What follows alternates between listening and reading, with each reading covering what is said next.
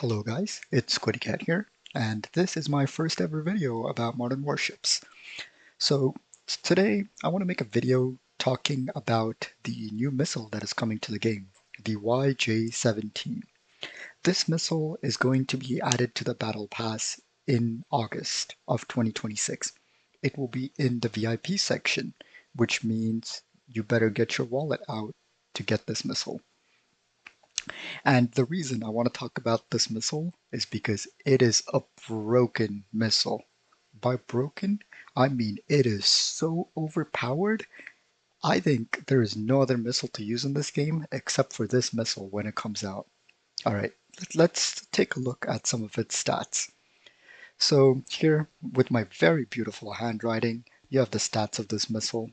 And I don't have a press account, so I can't show you like the in-game footage of the missile, but the stats should be correct. So I'm comparing it to the ASN-4G and the Zircon missile because I feel like these two missiles are going to be very similar to the YJ-17. So as you can see, the YJ-17 does have a lower DPM than the ASN-4G and the Zircon. But the main difference is that this is an anti-flare missile. Yes, you heard me right. This missile will ignore flares. Okay, let's keep looking at some other stats. The reload speed, it really does not matter. It's an anti-flare missile. Like, you don't need to spam it. Like, it doesn't matter. The one thing to keep in mind with this missile is that it has a low initial speed of 97 knots, which means if you're firing at very close ranges, it might get intercepted by good anti-air defenses. But again, we won't have to worry about that because this missile is a monster. It's got 375 durability. That is higher than the Zircon and the ASM-4G by a good margin. Like, this missile should not get intercepted unless you're firing it at very close ranges or you're firing it into very, very good anti-air defenses, in which case you might lose a missile or two. All right. The top speed is okay. It's 583 knots, which is the same as the SN4G and the Zircon. So it should penetrate every air defense pretty much. Other than that, yeah, it's like an anti-flare version of these two missiles. Very, very solid and very, very good. I feel like the ASN-4G is just fully dead in this meta right now when this missile comes out. You could argue that the Zircon missile is better because it has a lot higher DPM, but there is no argument for the ASN-4G. Just throw this thing out and get the YJ-17. Okay, let's compare it against the KH-90 and the Naval Spike ER. These two missiles are the other two anti-flare missiles in the game, and the Naval Spike ER is the other missile where you can fire it from any range. The KH-90 has a 3-kilometer minimum firing range, so if you're within that range, you are absolutely dead with a KH-90. You cannot shoot that missile. Okay, so comparing against these two missiles, it has a lower DPM than the Naval Spike ER, but it has the same DPM as the KH-90, so just keep that in mind. Alright, the burst damage is higher with the YJ-17, which is really good, and the reload is a bit longer, but again, all are anti-flare missiles, so it really doesn't matter. The final speed is really good when compared against the anti-flare missiles. It is faster than the KH-90 and much faster than the Naval Spike ER, and so is the initial speed as well. Here's the thing. You might have seen the DPM numbers of the Naval Spike ER and been like, wait, isn't the Naval Spike ER better? But that's where I tell you, you're absolutely wrong. This missile is slow. 349 knot top speed, initial speed of 29 knots, and accelerates at 4.71 seconds. Horrible, horrible. And it has a durability of 75 only. Like, this thing is going to get popped like balloons by every single anti-air defense. But that's not the case with the YG-17, as we went over. 97 knot initial speed, 1.79 second acceleration, 583 top speed. This thing is quite fast and it can accelerate to the top speed really quickly as well. And we talked about the 375 durability.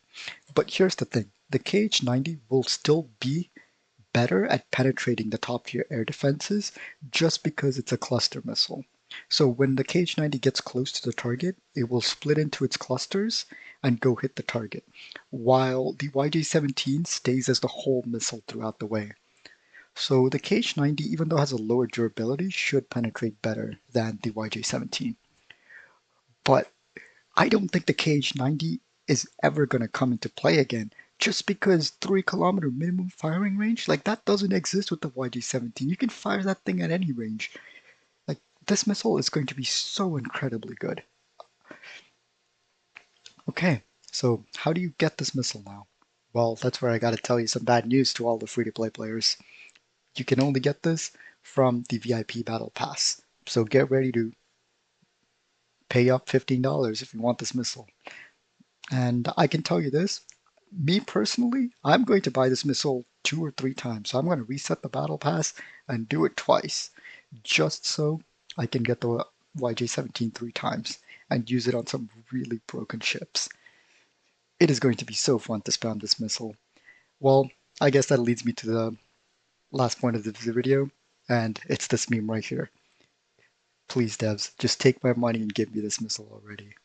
I'm going to have so much fun with this.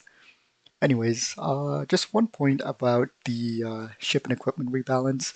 I wanted to leave the free-to-play players with some good news, and it's the USS Missouri buff and the TRG 230 buff. So I will go over the buffs here, and what I want you to know is that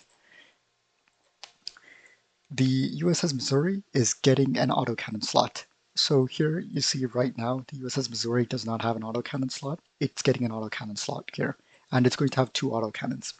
So you might be wondering, how does this make the USS Missouri any good? Well, if you look at the ship right now, it has 2 missiles and it has the 3 main cannons. Like none of these can target underwater. So that is one of the major weaknesses of this ship, is that you cannot target underwater. But if they do add the autocannons, you can equip something like a Mark 47 Sea Striker or an AFGS and take out all the torpedoes. Because right now, if this ship goes against a submarine that's just spamming torpedoes, you are dead. You can't do anything against those torpedoes. But at least with the autocannons that they're adding, you will be able to stop the torpedoes. Okay, another buff that they are doing is the TRG 230. So what they're doing to this grenade launcher is they're bumping up the DPM, so it'll be the same as the PHL. So let me add the PHL actually. So if you go to the grenade launchers and add the PHL. Okay, so they're bumping up the DPM to where it will be equivalent to the PHL, and the burst damage will also be about the same while having a little bit of a faster reload time. So where it's really getting a buff is it's getting the area damage and it's going from 25 to 200, the same as the PHL. But you might be wondering, if everything's the same as the PHL, why don't you just use the PHL? Well, that's where you have something different. This thing shoots 10 rounds in attack while the PHL only shoots 4, which means this thing can do about 2,000 area damage while the PHL only does 800 area damage. The area damage is really useful to kill missiles while you're in a dogfight with another ship. And another advantage of the TRG 230 is the speed. It is a 505 knot speed compared to the 485 of the PHL. I know it's not much of a difference, but considering the fact that their DPM is identical, why not take the extra speed? All right, so yeah, that's all that I wanted to talk about. And make sure you guys do subscribe, and I'll see you guys in another video.